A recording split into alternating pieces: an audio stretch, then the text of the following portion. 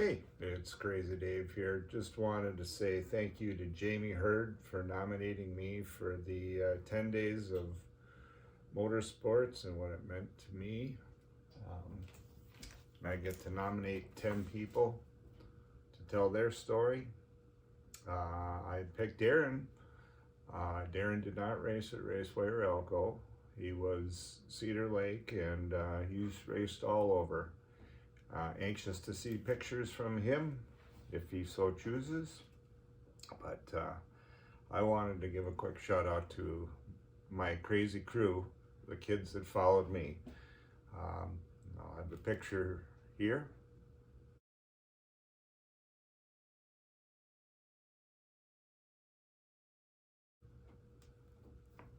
And it was Brian, Jamie, Beverly, Greg, and Dan Sweet that were all coming out there and cheering me on, which was really cool. I had quite a following out there. It was, for being just somebody that was lucky to go out there and compete on a weekly basis. I didn't put money into my motors or anything like that. I was out there for fun, and the kids really made it a lot of fun. Now I'm gonna put on something here that I found, which actually has my 35, my first car. This was before I started being called Crazy Dave, but I found some video of that, so I want to put that on there. That's coming up. And so as the nominations go, there's a lot of people I could pick, but I'm gonna try to go outside the box. I'm probably gonna pop on here and do a video towards the end here, summarizing all the people. So anyway, I just wanted to say thank you very much, Jamie. I wasn't expecting that, and I'll come up with 10 pictures and 10 different people. So thank you very much. Appreciate you tuning in. So day 2, I chose Arnie Steinhauer. Now, Arnie and I first met in spectator racing. He had an incredibly fast Dodge Colt, and I had a Chevy Monza gold one that was nothing special. But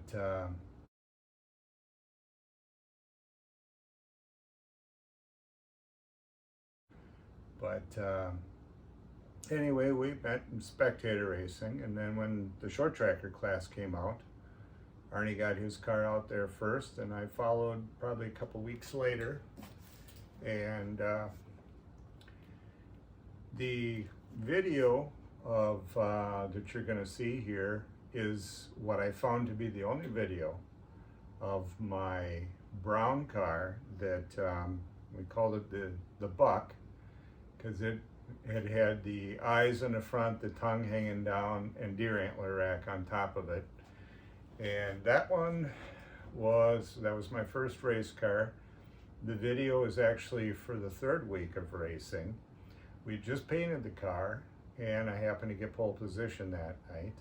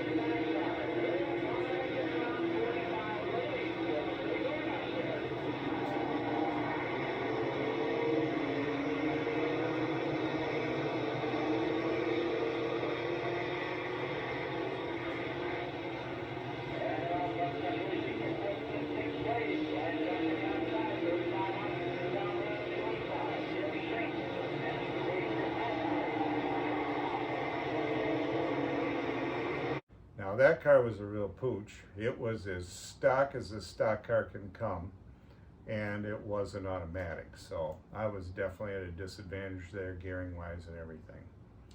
So my crew chief, Phil, Fireball Phil, and I decided that this car just wasn't going to be fast enough for me to drive. So I ended up selling it, and we found another Pontiac Astra that a guy had done a really nice job setting up, and that one had a good motor in it, and it was a stick shift, so it was perfect for me.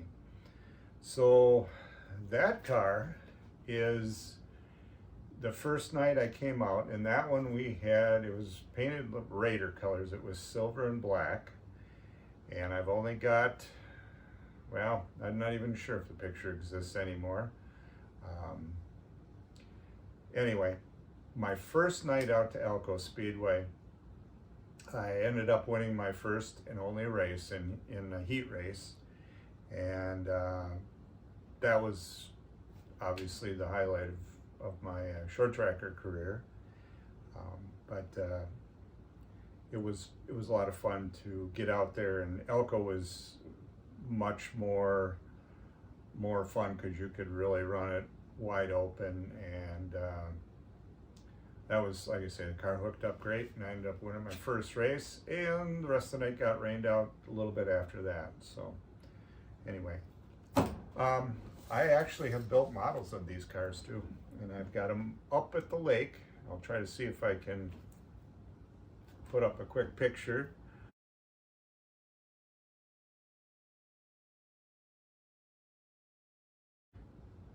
My first picture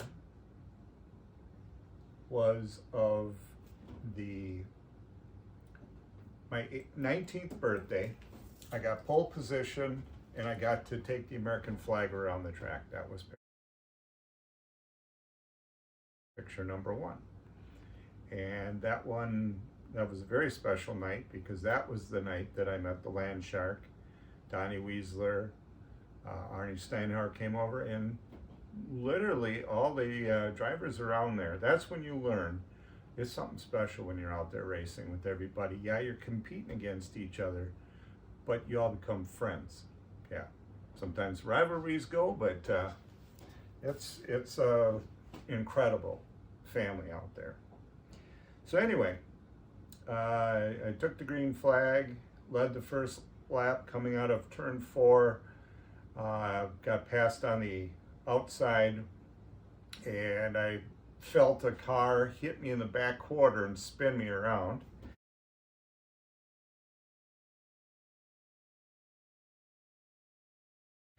And as I'm going head on towards the wall, Arnie Steinhauer was coming down the wall, and he hit my passenger side door, and that probably saved my life because it took most of the shock out of going in and hitting the wall head on. So I actually ended up bounced around and finished the race. And I ruined one tire, but I did finish the race, and I actually passed one car. So that was a fun experience. But everybody after that came up to me and asked, "What do you need? You need any help?" Because Phil wasn't there that night. It was just me. So that's when I learned, how great everyone is out there. So anyway, Arnie and I hung out for quite a while. We usually go to Perkins or Denny's after the races on our way home. Picture number 2 is Ed Williams and I, and Ed was a friend of Arnie's. We were the only two. We entered the chain race, and we were the only two to bring our actual race cars into the chain race.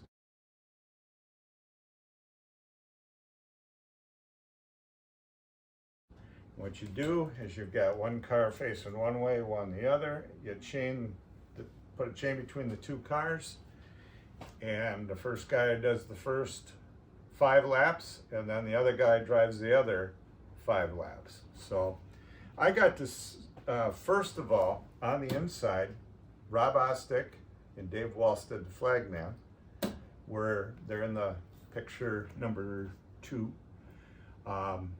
right next to Ed and I. And on the other side, I had Dick Moline and Jim Cheevers, and the other car next to us was Dennis Barta and Jim Norgard. Now that is some heavy duty race drivers. So Ed and we got little tiny cars, and they've got, except for Jim Norgard was driving the Land Carp, which was a pacer. But needless to say, the crowd went crazy when the flag dropped and we took off. And anyway, Dick Moline and Jim Cheevers ended up winning the race. Ed and I took second place, and I'm not sure how Rob and Dave did, or Dennis and Jim, but it was a fun night. There was another picture of me standing on top of the car with Ed, with our 2 trophies, and that was probably one of the biggest trophies I got. For being a newly crowned, I'll say that was the beginning of Crazy Dave, because I had joined the Delirious Racing team, and that's when my fandom started taking off, and I had a nice following there. But yeah, the sad part is, of the top 2 finishing teams, I am the only person that's still alive. We've lost Dick Moline and Jim Cheevers, and we also, Ed passed away. Ed was in an accident, and last time I talked with Arnie, I'd heard that he had passed away.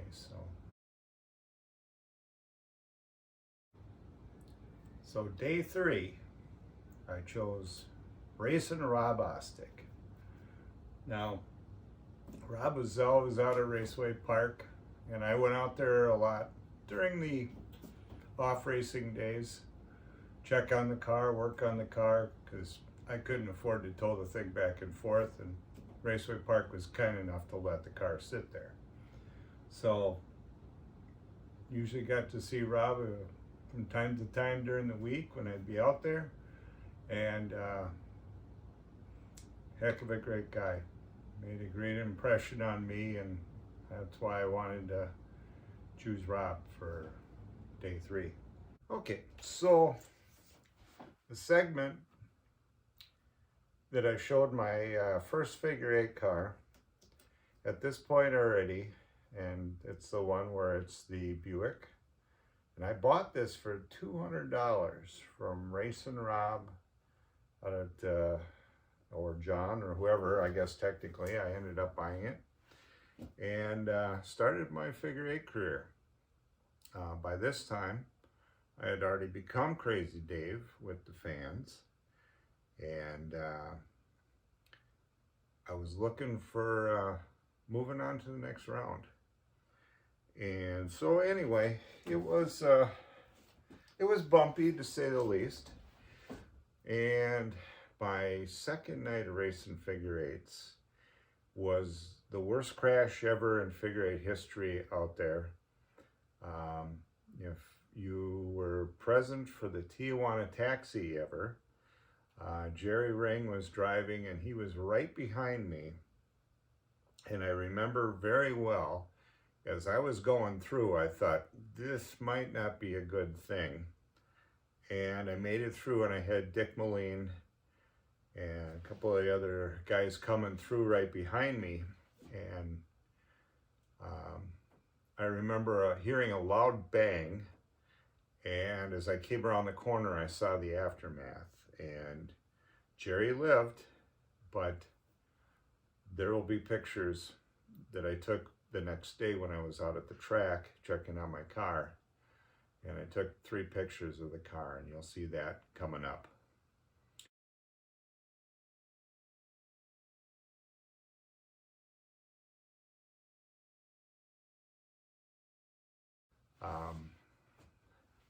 Anyway, that was also the night that I met my future ex-wife, who used, this is kind of the first picture that started this whole thing.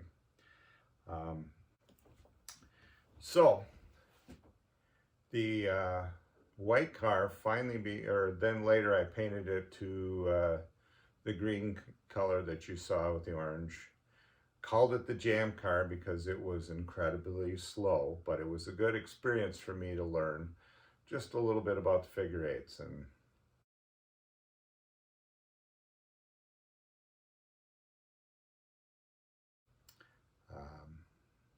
I made a lot of friends, and I'll tell you what, all those figure eight drivers were fantastic.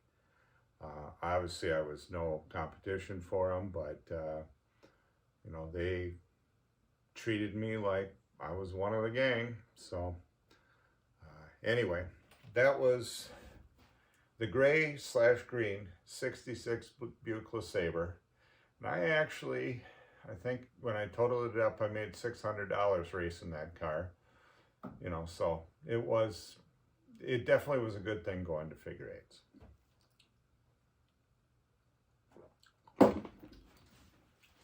Okay, I'll show you real quick. This was made for me by the Land Shark's wife, Donna, and Terry Weasler, Donnie's wife. And, well, I'll have a better shot of this here shortly, but anyway, I'll be back.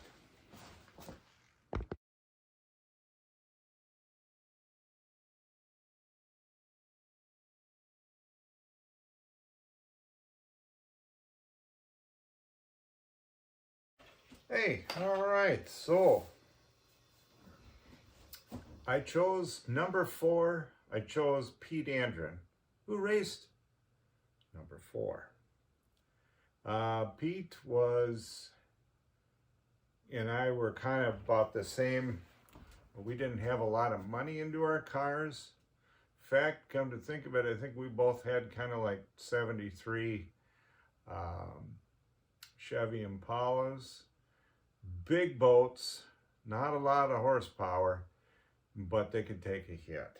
And Pete, I guess a fact, and here's a picture of Pete and I.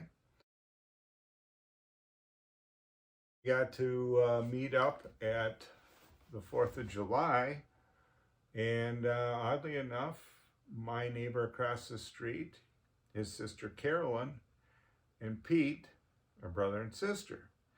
So Pete would be in the neighborhood from time to time, especially on family parties and so forth. So Pete and I have known each other a long time. Great guy. And he was the other crazy one. So we had Crazy Pete and Crazy Dave. And can't really get into all the craziness that both of us are known for, but it was an honor to race with him, and it's nice to be able to see him from time to time as well. So anyway, that's why I chose Crazy Pete for day 4.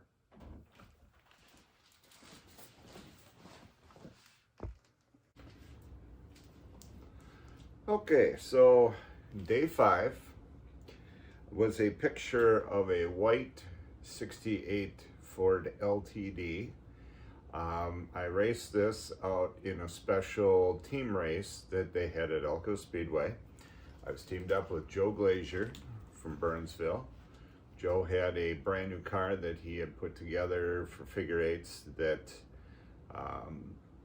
he hadn't been run yet, and so that was the first time for that car to be out on the track. And I ended up blowing up the motor the last weekend out at Raceway Park in the figure eights with my Buick. So I picked this car up for $75, so we would be able to race, and they allowed the car to be part of it. So the car, actually, I did the first 5 laps. Joe was ready and he came in. He did about 20, and then we had a problem with the motor on his car. So we had to retire that car and run the Ford LTD for the rest of the race. Actually, we finished 12th out of, I think it was 24 teams. And I did get hit in the driver's door, and the seat broke through the floor a little bit, but I ended up cracking a couple of ribs, and Joe took over for me and finished out the race. And I think we lost brakes for the last 2 laps, and he was getting a little bit lower in the car. As you could see, the floor was, the seat went lower anyway. So anyway, that was that car. In the picture is Dan Sweet, who is one of the 5 original members of the Crazy Kids crew for my figure 8 racing. And I nominated his mother, Debbie Sweet, who I got to work with when I was track announcer for a year and a half out at Raceway in Elko. Unfortunately, we lost Dave Sweet this past year. And Dave was the one who helped me set up my very first race car. And Dave and Deb were so great. I worked with Dave at the same company for, well, it was probably at least 20 years that. Okay, so day 6 featured actually screwed up on that. I put in my 70 Chevy Impala, which fell a little bit farther down the list. I was trying to do them as I progressed in my racing career, but well, that's okay. So anyway, the 70 Impala was one of the fun fast cars I had.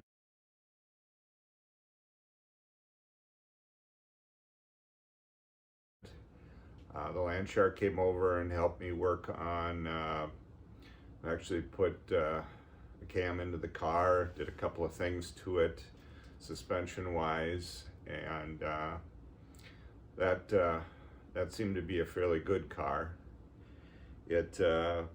I chose Don Hendricks from Apple Valley, and a co-worker of mine who is a drag racer. And Don has quite a collection of muscle cars that I'm hoping we get to see some pictures of those in action. So that was my choice for number 6, and I'll be back with number 7. Okay, welcome to day 7. So day 7, I actually put the car that should have been in front of the 70 Impala. It was the 73 Impala, and I had picked that up as a $50 Enduro car that was left behind. Talked to Rob and ended up buying that out there at Raceway. And that was when I had just gone through my divorce and wanted to get back into racing, so it was a good project to keep me active and busy. So anyway, that car I had for a season, and it was a fun car to learn in. I guess it was a step up from the Buick, but not much. But again, that car actually, Randy the Land Shark got a chance to get in behind the wheel of that one. That was a fun experience, because I know we didn't tell Donna till I think he was actually on the track, but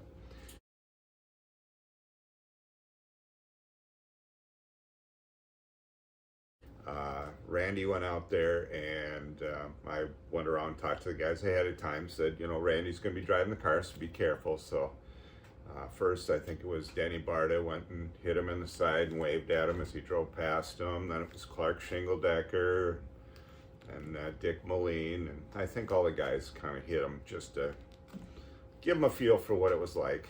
And I remember, sadly, the last time that we were together, We brought this up and talked about it, and Randy said, "Yeah, never again. That was it. It was a great experience, but he would never do it again." And he said I was crazy for doing it, but no, it's something that you actually, it's a rush you would never believe. So anyway, but for number 7, I chose somebody who I would have to say, if it wasn't for him, I wouldn't have been able to enjoy what I did for 10 years or more. And that was John Ostick, the owner of Raceway Park and Elko Speedway, while I was racing out there. John also called me up when Dan Davies, the track announcer, broke his leg in 2 different places. John called me up and he said, explained Dan had broke his leg.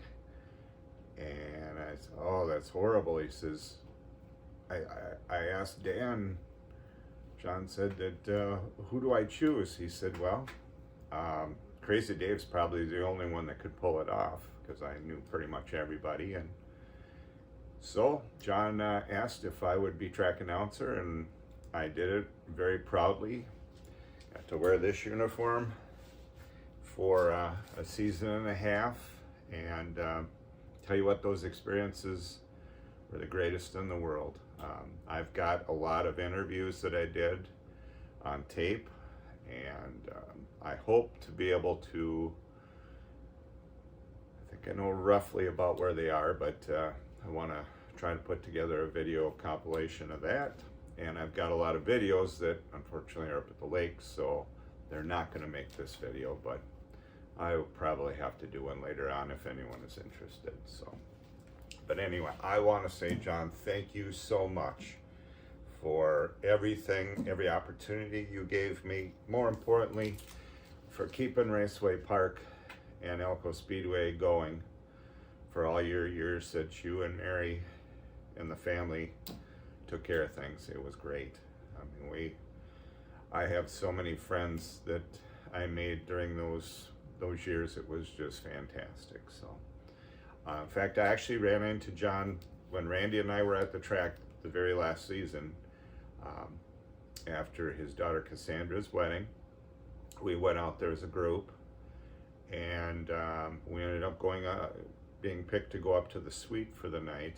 And I ran into John, and John said, "You know, Crazy Dave, there's anywhere I go, when anyone asks about the race track and the drivers, they ask about 2 people, and that's the Land Shark and Crazy Dave." And I'll tell you right there, that just made me feel so great. So once again, John, I hope retirement with you and Mary is going great. I know you're probably down in Florida right now, so hopefully someday we'll get to bump into each other again. It sure was great. So anyway, thank you to John Ostick for number 7. Okay, for Sunday, day 8, I chose the 76 Fury. It was either a 76 or 77 Fury. Richville cop car I bought from Ralph Sager after an Enduro, and that became my new figure 8 car. This would have been after the 73 Impala and before the 70 Impala.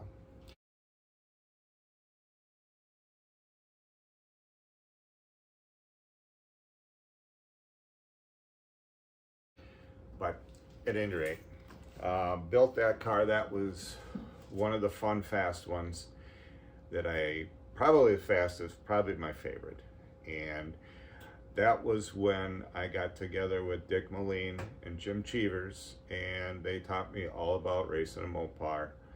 And that was truly probably my favorite season of all. It was a great time.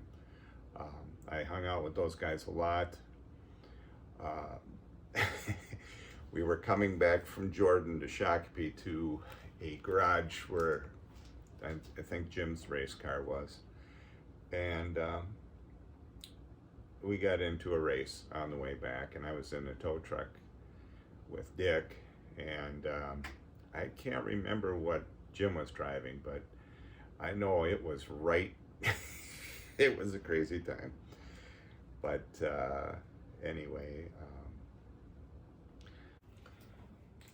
hi, for day 8th now, I chose Jeff Kahlberg from Bloomington, race figure eights with. He was the youngest of the racing Kahlberg family. There was Wild Bill in 45. Dan, in fact, do I have Dan's car here? Number 45, Wild Bill Kahlberg, also a Shakti. His brother Danny from Bloomington. His brother Jeff from Bloomington. Well, I did at one time. Dan was in the 15 and Jeff was in the 9. Had a great time, great family. The Kahlbergs and the Sagers were parked next to each other, and couldn't ask for better guys to know when you were racing figure eights. And so anyway, I wanted to, then here's a rare picture that I found from my first wedding that we had Wild Bill, Dan, and Jeff were there for that. So anyway, on we go to number 9.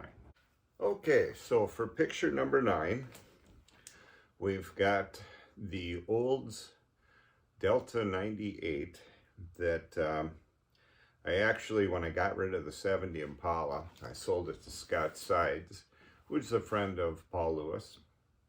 Paul Bonesy Lewis, in number 76, the bright orange car. Scott bought my old car, which I had wrecked in the previous Enduro. Hopefully I can find a picture of that. And I wrote Mr. X on the top of the car. The motor wasn't real strong. I spun a bearing and it was knocking pretty good for the 5 of the weeks. The 6th week, I let her have it, and I did end up blowing up the motor in the second feature, and the connecting rod went through the side of the block, but it did make it into the pits, which was pretty impressive to me. It kept getting slower during the race, but it was you know, you think you're out of it and you're not. And I had to do it. I had to race. And that was kind of the last race, and I hopefully can find the picture with the car smoking and me getting out of the car for the last time.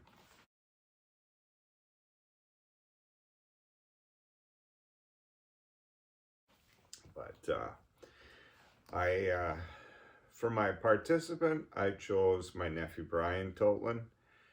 Brian he first got into dirt track racing up in northern Minnesota with my number 35 for the first season or two. And he continued on and did racing he raced at I-94 Speedway in Fergus Falls, and also Buffalo River is where he started. So looking forward to seeing nephew Brian he also did mud truck racing. He did demolition derbies, which he is one of the, I guess, the big names up there in northern Minnesota in demolition derbies. Now he's been putting them on. So anyway, nephew Brian, very proud of you. You're up, bud.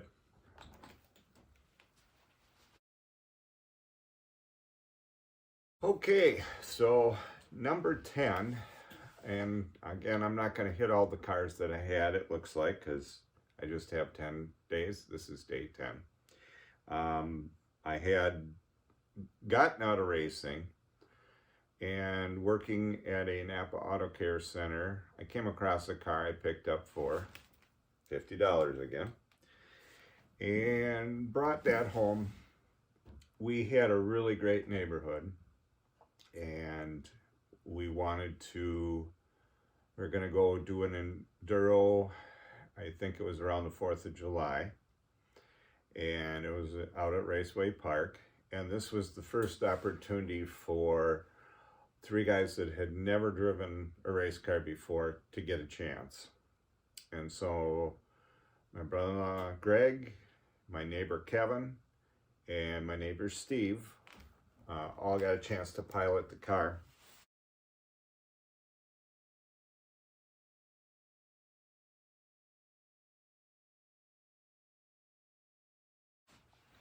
It's a good story behind this one.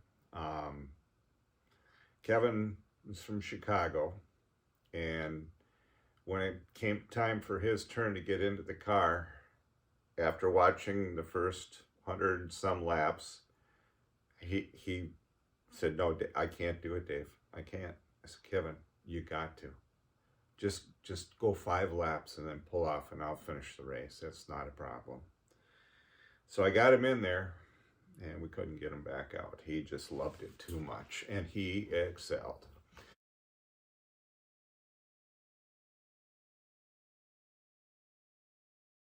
Funny part is, we started off, Greg went out there, and he was being careful with the car. And so then he came in and Steve took over. And all I remember was hearing the car coming, tires screeching, and Steve's flying with his foot right through the floorboards. And he got down to turn 3 as he came out of the back straightaway and went right off the end of the track.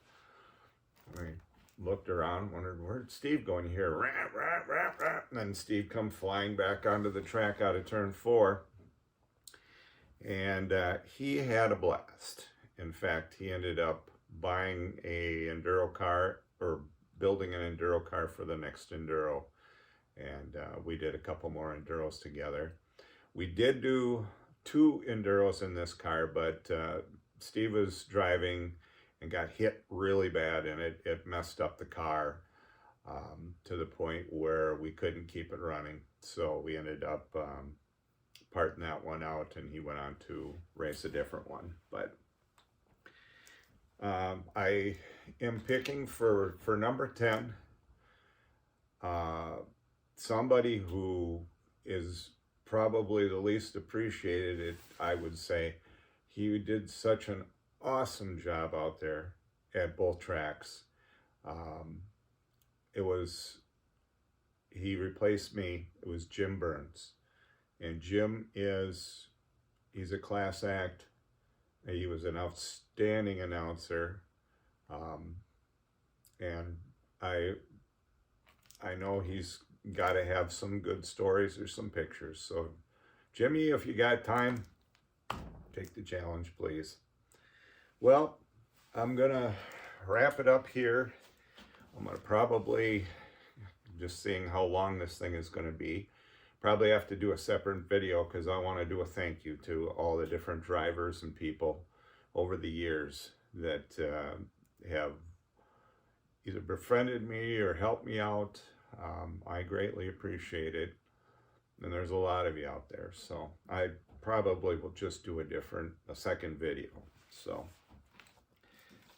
you may or may not know that I have a YouTube channel. I have for almost 2 years now, called Drinking with Crazy Dave. And this is going to be appearing on that. And with, of course, Facebook. I always show it on both. So anyway, hope you check it out. Hope you enjoyed it. Leave a like if you did, or comments. And I just want to say thank you to my kids' crazy crew, for Jamie Hurd for nominating me. Totally caught me off guard, but I've made this into a 10-day project, and it's been a lot of fun. Would have liked to done better, but unfortunately, a lot of the stuff is up at the lake in storage. So, all right, everybody, wrapping it up. Thank you very much for tuning in. Greatly appreciate it. God bless. Be careful and take care.